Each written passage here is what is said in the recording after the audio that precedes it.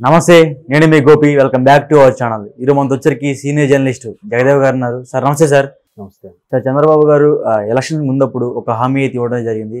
ప్రమాణ స్వీకారం చేసిన వెంటనే నా మొదటి సంతకం డిఎస్సి మీద పెడదామని చెప్పారు. సో ఇంకా అయితే ఆయన పెట్టలేదు. సో దీనికి కారణం ఏంటంటారు? ఎందుకంటే అసలు ఆయన ఎప్పుడూ లేనిది, అంటే నేను విన్న వార్తల ప్రకారం ప్రభుత్వ ఉద్యోగులు పూర్తి స్థాయిలో గత ప్రభుత్వానికి వ్యతిరేకత ప్రకటించారు, ఓటు ద్వారా చూపించారు. అట్లాంటిది దాన్ని ఏమంటారు, పోస్టల్ బ్యాలెట్లో కూడా ఎప్పుడూ లేనిది 4,40,000 ఓట్లు పోలయ్యాయి. నాకు తెలిసి అంతకుముందు మరి అంతకన్నా మించి పెద్ద ఫిగర్ ఉందేమో నాకు తెలియదు. నాకు తెలిసి ఇదే హైయెస్ట్ అనుకుంటున్నా. ఎప్పుడు ఒక 60,000, 70,000, మహా అయితే 1,20,000, 30,000 మంది ఎంప్లాయీసే ఇంతకుముందు పోస్టల్ బ్యాలెట్ యూటిలైజ్ చేసుకున్నారు. ఓకే, ఇట్లా 4 లక్షల పైచిలకు ఎప్పుడు యూటిలైజ్ చేసుకోలే. అలా తెలిసిన రోజే చాలా వరకు ఆ రోజు సాయంత్రానికే చంద్రబాబు గారు ఒక రకమైన భావోద్వేగానికి లోనయ్యారని అతని సన్నిహితులు చెప్పుకోవడం. అంటే లేదు, మనం ఏ ఉద్యోగులు ఒకప్పుడు బాబు గారు వద్దులే అనుకున్నారు, అదే ఉద్యోగులు బాబు గారు కావాలి అనుకున్నారంటే నా నుంచి ఏదో ఎక్స్పెక్ట్ చేస్తున్నారు, వీళ్ళు డే 1 నుంచే నేను వీళ్ళకి ఏదో ఒకటి చేయాలన్నట్టుగా డిసైడ్ అయ్యారని అతనితో సన్నిహితంగా ఉండేవాళ్ళు, ఇక్కడ యూనియన్ సంఘాలతో మమేకమైన వాళ్ళ ద్వారా వచ్చిన సమాచారం. ఎంతవరకు వాస్తవమో తెలియదు. ఆ తర్వాత ఉద్యోగుల్లో కూడా బాబు గారు పెట్టినవేంటి, బయోమెట్రిక్, ఎప్పుడు పనిచేస్తూ ఉండాలి, సడన్ విజిట్లు, ఇప్పుడు అన్ని ఆయన పెట్టినవే కదా. ఇప్పుడు సోకాల్డ్ సినిమాల్లో, ఇప్పుడు ఒకే ఒక్కటి సినిమాలో కానీ, భరత్ అనే సినిమాలో కానీ, అందులో మహేష్ బాబు వెళ్ళి ఆఫీసు 9 అయితే వెళ్ళి కూర్చుంటాడు ఫ్రంట్గా టేబుల్ మీద. ఒక్కొక్కరు 10, 10:30కు వస్తూ ఉంటారు. వాళ్ళందరూ చూసి వాళ్ళు సిగ్గుపడి వెళ్ళిపోతుంది. ఇవన్నీ కూడా చంద్రబాబు గారు చేశారు. ఆ రోజు పొద్దున్న లేస్తే ఎక్కడికి వెళ్ళిపోయాడో తెలియదు ఆయన. ఏ జిల్లాకి, ఏ రాష్ట్రానికి, ఏ జిల్లాకి, ఏ ఆఫీస్కి, ఏ డిపార్ట్మెంట్కి వెళ్ళేవాడో తెలియదు. టీఎన్ఎన్ వెళ్ళిపోయాడు. సడన్ గా విజిట్ చేసి ఫైల్ చెక్ చేసేవాడు. అది కొంత అప్పట్లో ఉద్యోగులకు ఇబ్బంది పడేది. అంటే పని చేయమని కూడా తప్పుగా ఫీల్ అయ్యారు అప్పట్లో కొంతమంది, అందరూ కాదు. ఎవరైతే పని దొంగలు ఉన్నారో, ఎవరైతే అవినీతి తిమింగలాలు ఉన్నాయో వాళ్ళ వరకు. సో మొత్తానికి మొన్న జరిగిన తర్వాత అరే బాబు గారి హయాంలో ఈ దారుణం జరగలేదు. ఇంకోటి మీరు గమనిస్తే వైసీపీ గవర్నమెంట్ ఇచ్చిన 1 ఇయర్కో 2 ఇయర్స్కో గుర్తులేదు కానీ టీచర్స్ అందరికి కూడా అమరావతి ముట్టడించారు. గుర్తుందా మీకు? ముందు రోజు ఎక్కడెక్కడ లాడ్జీలు ఎవరున్నారో వాళ్ళందరినీ తీసుకెళ్ళి లోపల వేసానని కూడా చెప్పారంట గవర్నమెంట్ వాళ్ళు. దానికి కూడా భయపడకుండా టీచర్స్ బస్టాండ్లోను, రైల్వే స్టేషన్లోను తలదాచుకుని మొత్తానికి ఒక్కసారిగా 1000 మంది వెళ్ళి దాడి చేశారు. అక్కడ ఫస్ట్ ఇంపాక్ట్ పడింది. అండ్ మోరోవర్ ఎలక్షన్స్లో ఎప్పుడు కీలక బాధ్యత వహించేది ప్రిసైడింగ్ ఆఫీసర్గా ఉండేది ఏపీఓలు వీళ్ళందరూ కూడా, రిటర్నింగ్ ఆఫీసర్ కూడా కొంచెం డియు ర్యాంక్ వాళ్ళు, పెద్ద ఆఫీసర్ వాళ్ళని చూస్తారు కాబట్టి వీళ్ళందరూ కూడా ఎలక్షన్స్ మమేకమయ్యి చాలా ఇన్వాల్వ్మెంట్ ఉండి ప్రతిదీ ఓపిక్గా వింటూ ప్రజలతో ఇంటరాక్ట్ ఎక్కువ ఉండేది ఒక టీచర్స్కి అని నా అభిప్రాయం. ఎందుకంటే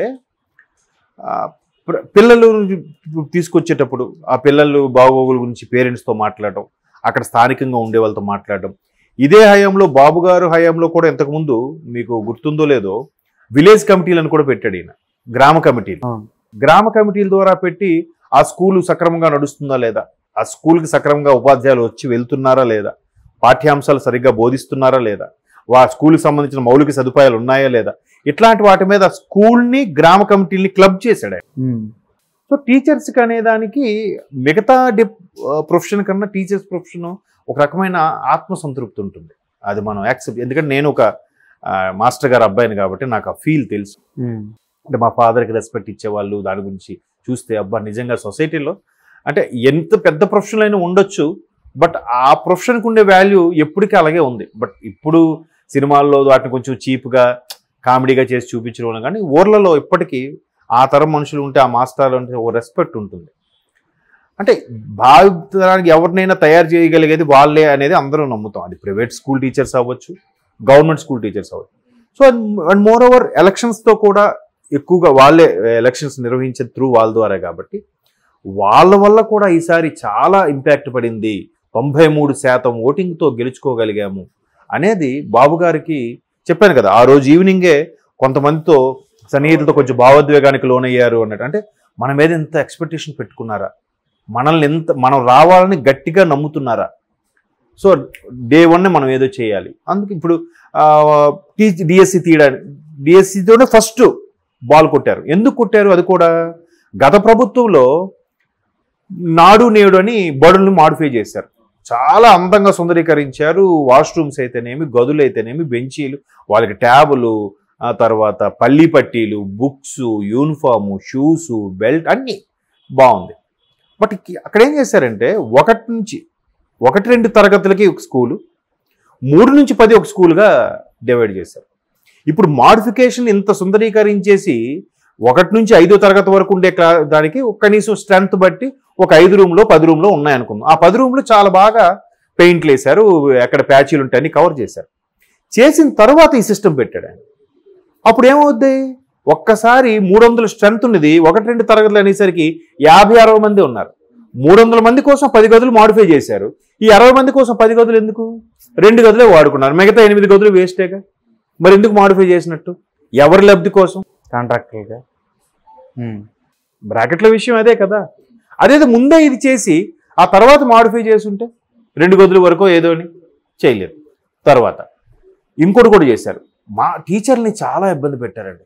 ఎంత ఇబ్బంది పెట్టారంటే వాళ్ళందరికీ ఒక అబ్జర్వర్గా ఒక ప్రవీణ్ ప్రకాష్ అనే ఒక ఆయన్ని పెట్టి ఆయన ద్వారా అంత ప్రక్షాళన చెయ్యాలి, వీళ్ళందరినీ సెటరేట్ చేసే ఉద్దేశంతో మాజీ ముఖ్యమంత్రి జగన్మోహన్ రెడ్డి గారు ఆయన్ని ఆదేశాలు జారీ చేశారని, ఆయన ముఖ్యమంత్రి ఎంత చూడమంటే ఆయన ఎంత చేశాడని కూడా చాలా మంది ఉపాధ్యాయులు చెప్పగా నేను విన్నాను. ఆ ప్రవీణ్ ప్రకాష్ అనే అతనైతే ఆ పిల్లలకు రోజు ఏం చెప్తున్నారు, చెప్పింది మీరు డైరీలో రాయాలి, మళ్ళీ వాళ్ళు సరిగ్గా రాస్తున్నారా లేదా, వారికి హోంవర్క్ ఇస్తే చేస్తున్నారా లేదా, సిలబస్ మార్చేశారు ఒకేసారి. ఇప్పుడు ఇంగ్లీష్ మీడియం ఇంట్రొడ్యూస్ చేశాడండి. ఇంగ్లీష్ మీడియం కూడా ఇంట్రొడ్యూస్ చేసి ఐడియా ఉందా? ఇంగ్లీష్ మీడియం ఇంట్రొడ్యూస్ చేసి వద్దనట్లేదు. దానికి వైసీపీలు ఎలా మాట్లాడారు అంటే మీ పిల్లలు చదువుకోవచ్చు కానీ మిగతా పేదల పిల్లలు ఇంగ్లీష్ మీడియం చదువుకుంటే తప్ప అని. వాడు అంతవరకు 2వ తరగతి వరకు తెలుగు మీడియం అంత ఉన్నాడు, ఒక్కసారి సడన్గా 3వ తరగతి ఇంగ్లీష్ మీడియం అంటే వాడికి ఏం అర్థం అవుతుందండి? ఎక్కడ తెలుగే పూర్తిగా రాదు, మళ్ళీ ఒక్కసారి ఇంగ్లీష్ అంటే ఎవరికైనా వాళ్ళ ప్రాంతీయ భాష మీద పట్టు ఎవరికైతే ఉంటుందో వాడే మిగతా భాషలన్నీ సులువుగా అవలేలగా నేర్చుకోగలుగుతాడు. ఆ భాషలో ఉన్న భావాన్ని కూడా అర్థం చేసుకోగలుగుతాడు. ఇది ఒక్కసారి ఇంగ్లీష్ మీడియం మార్చేయడం, స్కూల్ గదులను 2 తరగతులకు పరిమితి చేసి దీన్ని నాడు నేడును మాడిఫై చేయడం. ఇక్కడ ఇప్పుడు 1 నుంచి 5 తరగతులు ఉన్నప్పుడు ఒక 10 మంది మాస్టర్లు ఉన్నారు అనుకోండి, 2 తరగతులకు కుదిస్తే ఎంతమంది అవసరం? 2 అవసరం. నెక్స్ట్ వీక్ ఇంకో స్కూల్కి వెళ్ళండి, అక్కడ వాళ్ళు ఏమైనా క్లాసులు చెప్పండి, లేకపోతే అక్కడ కూర్చోండి వెయిట్ చేయండి. ఇట్లా చేశారు. అర్థమవుతుందా? అలాగా చాలా మంది ఖాళీగా ఉంచి అక్కడెక్కడ షఫిల్ చేసి చాలా ఇబ్బందులు పెట్టేశారు. వాళ్ళకి సెంటర్ క్లాసులని, వాళ్ళకి బయోమెట్రిక్ ఆప్షన్కి ముందు మొబైల్ ఇస్తామన్నారు, తర్వాత బైజూస్ ఏదో స్కామ్ అయిందని చెప్పి మరి ఆ ట్యాబ్లు మొబైల్ ఏమి ఇవ్వలే, మళ్ళీ మీ ఫోన్లోనే వేసుకోండి, మీరే అప్లోడ్ చేయండి, మీరే ఇన్ఫార్మ్ చేయండి. ఆ పిల్లలు సాక్షు మీకు ఇచ్చిన వేసుకుని వస్తున్నారో లేదో, వేసుకోకపోతే వాడు మీదే తప్పు.